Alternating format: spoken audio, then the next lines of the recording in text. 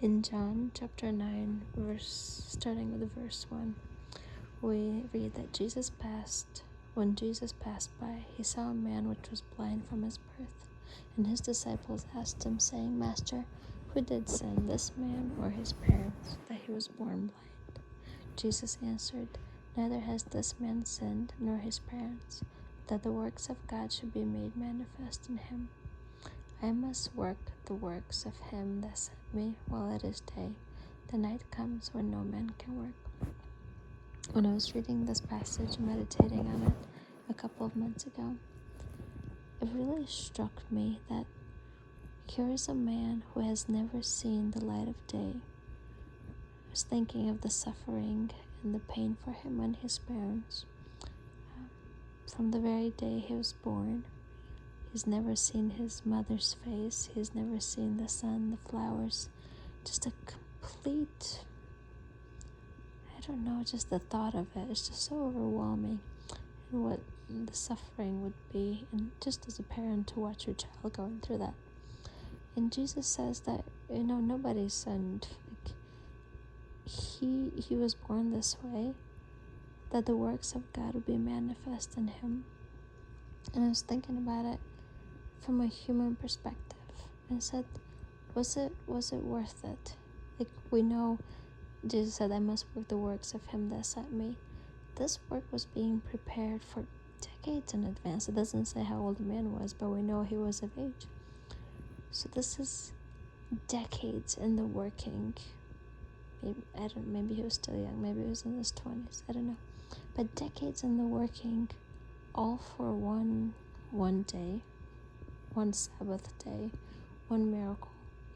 And you wonder, okay, was it worth it? That God, in his eternal wisdom, said maybe this would save multitudes. So then we read in verse 16, some of the Pharisees said, This man is not of God, because he does not keep the Sabbath day.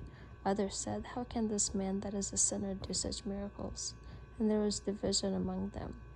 So we know one of the outcomes of this guy's healing was that there was a division among the Pharisees. And then in chapter 10, verse 21, others said, These are not the words of him that has a devil. Can a devil open the eyes of the blind? It doesn't say that, hey, as a result of this, multitudes believed in Jesus or gave glory to God. If anything, it only seems to have sown a seed or sown doubt in the minds of the people and some Pharisees that this couldn't possibly be a sinner performing such miracles. But we look at that in God's eternal wisdom, that seed, or maybe things that were not written, was worth it. Was worth it if this guy never seeing the light of day and be blind from his birth. It was a work prepared by God in advance for Jesus to walk in it. So I wanted to apply it to us today. What are those things in our lives that are a work being prepared for him to manifest his power and glory in us or in our lives? What are those pains? What are those challenges? What are those sufferings that maybe are decades in the working, all culminating in one moment, one day, in which God will use that to manifest his power in your life? Will it bring multitudes to salvation? I don't know. But it will at least sow a seed, and God in his eternal wisdom and from his eternal perspective has declared that that would be worth it, because heaven and his kingdom is worth it. The second aspect that I want to look at is in 1 Corinthians 10:13. It says that no temptation has taken you, but such that is common to man. But God is faithful, who will not suffer you to be tempted above what you are able, but will with the temptation also make a way to escape, that you may be able to bear it. So we know that with our trials, with our challenges and temptations, God makes a way out of it. And sometimes the way out of it is our faith. For we know Jesus says that it will be done according to our faith. In Romans 12:3, I believe, it says that to each of us has been given a measure of faith. When you read the measure of faith, it made me think of the parable of the kingdom, when the master gives talents to his servants and they put it in business, and it multiplies. One with the 3, the 5, and the 1. But we see that faith is similar. We have been dealt a measure of faith, and it will grow in the way that we use it and apply it. And we know that if God, along with the temptation or the trial, prepares a way out, that means He will give us the measure of faith that is required of us to overcome it. He will give us the measure of faith that is needed so that it would be done according to our faith. He gives us the measure of faith we need to speak into the mountain that is in our life, that it goes into the sea. But all in His perfect timing. And the third thing that I want to look at today is about Moses. In Numbers 12, starting with verse 1, we see that Miriam and Aaron speak against Moses for the Ethiopian woman he married. And in verse 2 it says, "And they said, 'Has the Lord indeed spoken only by Moses? Had He not spoken also by us?' And the Lord heard it."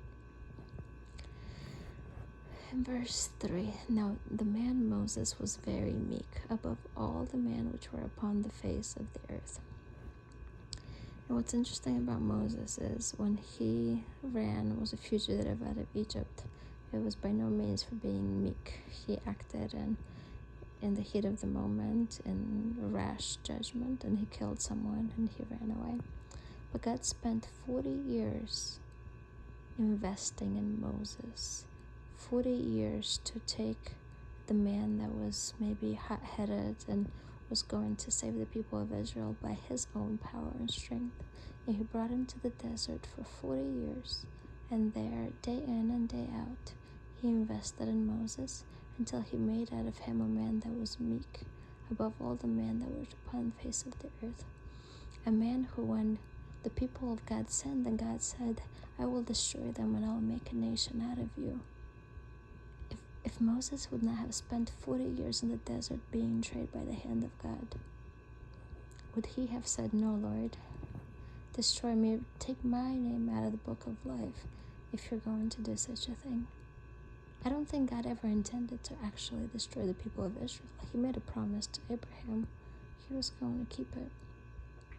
But would Moses have been able to be part of that if he hadn't spent 40 years in the desert being trained and being invested by God? So maybe God did speak in the past through Miriam and Aaron. Surely verse 2 seems to indicate that. But God did not invest 40 years in their development through suffering, through whatever it is that Moses went through in the desert. And we see that what he went through in the desert is what we go through and what God does to prepare His servants. In Isaiah 49 verse 2 and 3, it says, "He has made my mouth like a sharp sword. In the shadow of His hand He has hid me, and made me a polished shaft. In His quiver He hath hid me, and said unto me, You are my servant, O Israel, in whom I will be glorified." When you think about a sword, bow and arrow person, shooting an arrow, the arrow has to be straight and has to be a perfect arrow. But it is not the arrow that gets glory for making the target. It is the one who made the arrow, who shoots the arrow perfectly. To be able to use as vessels, as utensils in the hands of God, as an arrow to go accomplish what He sends us to do. It says that He has made me a polished shaft. To be polished is to purge, to make it so reflective that the person doing so can see their face in it. And this is what happened to Moses for 40 years in the desert, in the wilderness, tending sheep. God made him a polished shaft and prepared him for an amazing work.